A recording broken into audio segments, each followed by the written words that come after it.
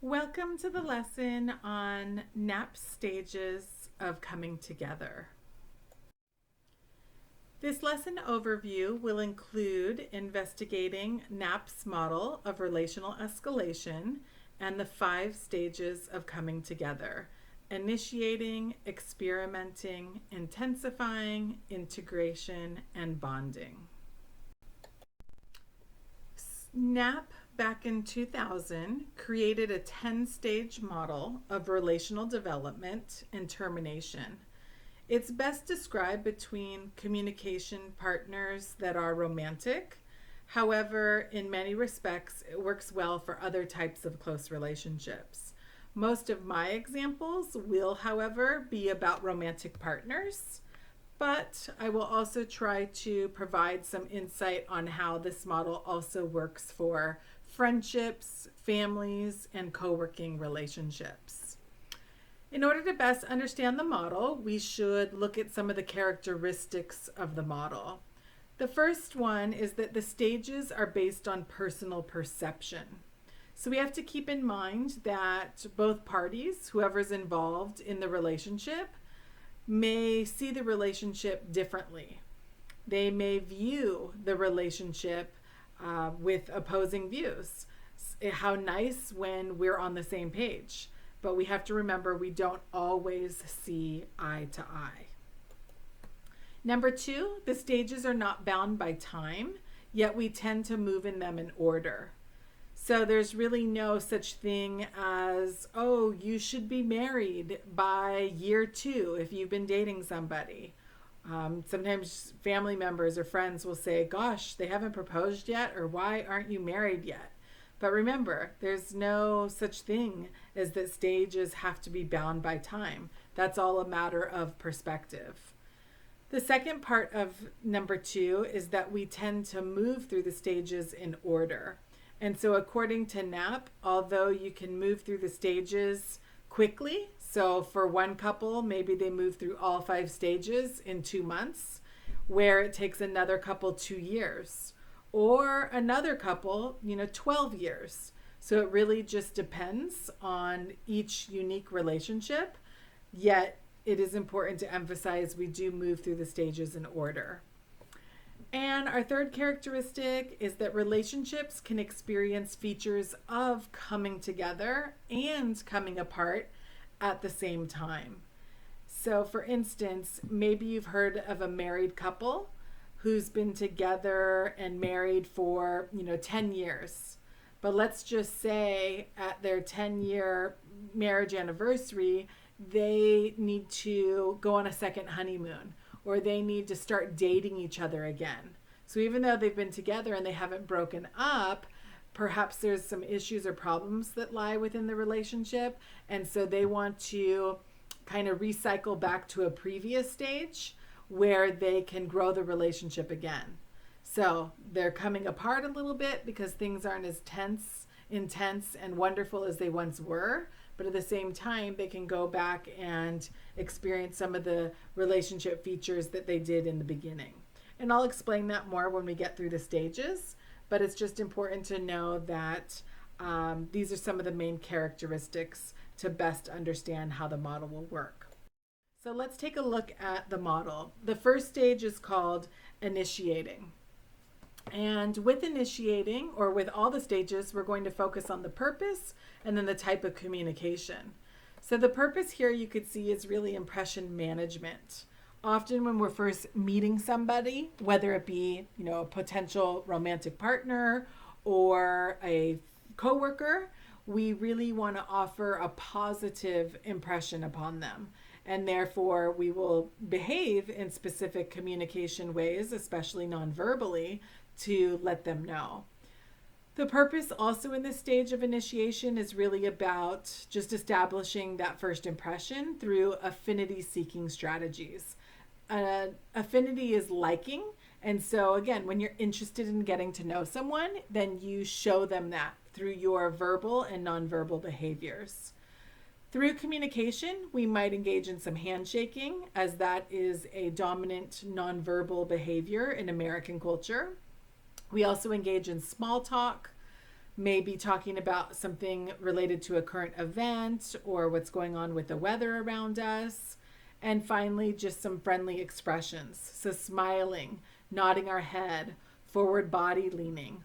All of these are cues and indicators to let somebody know that you're interested.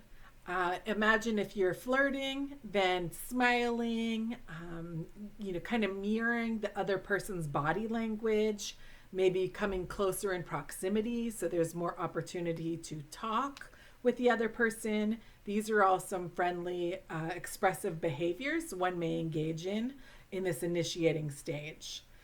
Initiating is the opening stage of all relationships. So many contexts from romantic, friendship, business, and even the impersonal, which would be just passing by a stranger on the street if you are going on an evening walk through your neighborhood. And we would still use these kinds of friendly, affinity seeking behaviors. So I want you to think for a moment how social mediated communication impacts the initiating stage of a romantic relationship or a business relationship. So that's an activity that you can think about on your own time. But how has this new world of electronic communication, especially through social media, how has that impacted our initiating stages? Have you been on a dating app? Have you used, FaceTime or email, these kinds of electronic mediated messaging systems in order to strike up a conversation? Have you DM'd someone that you have never met before in hopes to initiate a conversation? So think about some of the ways it's impacted your communication. The second stage is called experimenting. And the purpose of experimenting is really to discover the unknown and reduce some uncertainties. And if you think about it, everything's really uncertain right now. We don't know much about each other.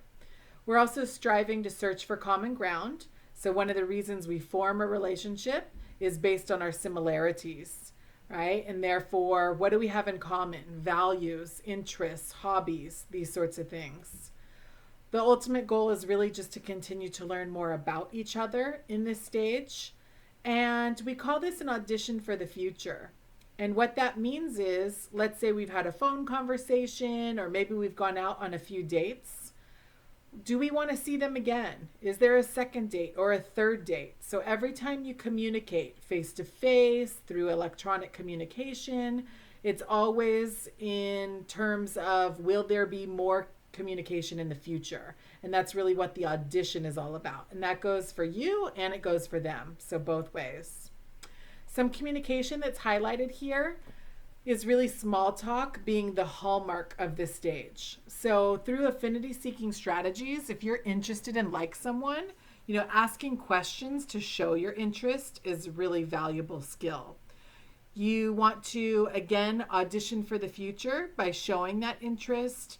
Use some safe ways to ease into more in-depth conversation. So often in order to establish trust, we have to share some minimal self-disclosures. You might share a story about your family, or you might tell them some, personal experience that you had. And that's a way to try to kind of bridge that awkwardness from us not knowing each other to feeling like we're getting to know each other more comfortably. And those minimal self-disclosures will lead into more and more bigger self-disclosures, which will impact the overall climate of the relationship. Another pair share activity that I want you to think about would be how social mediated communication impacts the experimental stage. So in what ways have you tried to establish trust in a relationship through electronic communication? On social media, do you ever post anything that would kind of bridge those gaps and establish that trust between you and the other person? The third stage would be the intensifying stage. In this stage, the purpose is really for tremendous growth to take place in the relationship. Trust is established. We've self-disclosed plenty. We now start doing some risk taking because our vulnerability is at stake here, but we're more open to putting our heart out there. We're more open to letting the other person, take our hand and kind of run with it. Here, the risks we might take, unfortunately, could have negative consequences. But by truly giving ourselves to another person and by sharing who we are with another person, that comes with the risk of losing them or risking rejection, these kinds of things. We are uncertain about how they're going to feel about us when they learn maybe about our flaws or some decisions we've made in the past or those kinds of things. Here we also develop a unique character of the relationship. And so maybe we establish a routine like doing our evening, bike rides, or maybe every Friday night is date night for us, but something that sets up a unique character for us exclusively. And finally, we begin to function as a social unit. So our friends start to notice, our family starts to notice that we are forming a relationship, whether it be romantic, whether it be a good friendship, or maybe even going into partnership with a business, potential business person. Next, I have a question. So what does the intensifying stage look like in a friendship, say compared to a romantic relationship? So I really want you to think about that. Maybe you can talk about it with someone. But in what ways is friendship different than romance when it comes to this intensifying stage? The third stage is called, I'm continuing on with the intensifying stage. And here I'm just highlighting the idea that the intensifying stage is usually a time of relational excitement and even euphoria. And euphoria means like utter bliss, something that's absolutely wonderful. The communication that would happen here would be deeper and more intimate self-disclosure. So shared secrets, maybe you talk about your fears or, a problem you have, something that's happened to you in your past, both positive and negative. But these are much more personal things. We also reveal feelings. So in this third stage of intensifying, you may disclose you love them, or you may tell someone that you think of them as your best friend forever. Close in proximity is also a characteristic of this stage. You spend a lot of time together. So maybe you're taking trips, or every weekend, that you're going to spend the weekend together. Depending on the type of relationship, maybe you even spend the night at the other person's house. We also have private verbal and nonverbal messages. We call these pet names. So in a romantic relationship, for instance, you might find that you're, calling each other boo or babe or honey or something like that. So in earlier stages of the relationship, that might be taboo. But as we start to get more comfortable and the relationship starts to build, these pet names become more and more easier to use and feel good using. And the last but not least characteristic would be future talk. So here we really think about our dialogue between the two parties. How far into the future are you and or the other partner willing to go?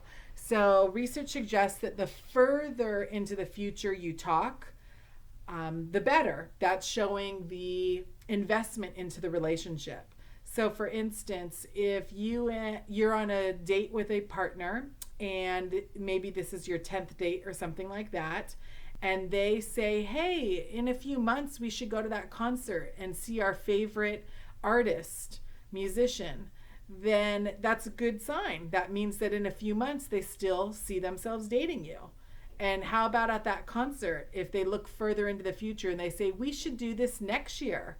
So this same time next year, we should go to this concert again. Then again, that's a strong indicator to let them know that they're investing in this relationship a year from now. So future talk can be really important. For instance, like myself, once you're a married couple, I'll have been married now for many, many years. And my husband and I might have some talks about what our future looks like in terms of after we raise our children, or maybe going into retirement and how we'd want to our lifestyle to be and where we'd want to live, rocking on those rocking chairs together in our future. So I feel good knowing that my husband and I can openly discuss, seeing ourselves married 20, 30, 40, 50 years down the road. The fourth stage of Knapp's stages of coming together is what we call integration. With integrating, the purpose is to establish relational identity and commitment. We call this interpersonal synchrony. So we're on the same page. Our lifestyles are meshing. We're functioning more as a social unit and, of course, sharing each other's commitments. So my obligations become your obligations. If I have a work party to go to and, of course, the guest or a spouse is invited, it's obvious that I'm going to be bringing you. Common property begins to be designated here. So that could start out really small, like maybe now that I know we're a couple, I can leave some things at your apartment because I know I'll be coming back, right? Just as you can leave some things at mine because you'll be coming back.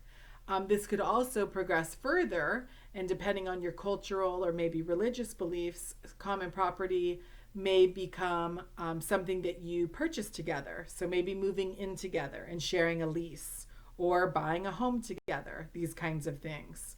Having a child together, maybe just having a dog together. But that's what that is discussing. And as I was mentioning in the previous stage, the relationship really develops its own rituals and routines. So, again, every Friday night, is date night. And, every summer you go on that summer vacation. And those types of rituals are really established. Through communication, everything is just more and enhanced. So more self-disclosure, intimacy and commitment talk, more future talk. And then we really start to shift our language from I and you language to we and us language. So it's not what are you doing this weekend? It's what are we doing this weekend? It's not, you have a problem. It's we have a problem. What are we going to do about it? So it's not just I and you anymore, but it's really about how this is us. You might want to think about some ways other than through romantic relationships that integration happens for business partners. How do they really establish their partnership? Do they, now get a storefront together? Or do they sign the business contract? Do they come up with a business name that maybe has a part of one business partner's name in addition to a part of the other business partner's name? These are some examples of business integration. The fifth and final stage would be bonding. Here, the purpose would be that a couple, for instance, has reached the highest level of commitment and intimacy that could possibly be achieved in a relationship. They're emotionally, mentally, and physically connected.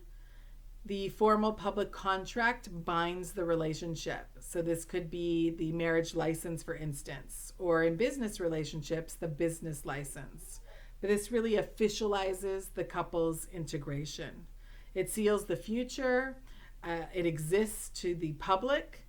And then there are some rules that guide the relationship.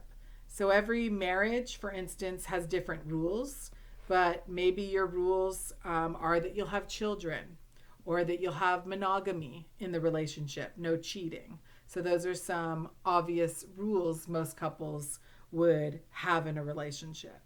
Through communication, you continue to talk about intimacy, future talk, all the ways that together you're bonded in this relationship. So that sums up the 5 stages of relational escalation according to Knapp's model. Thank you.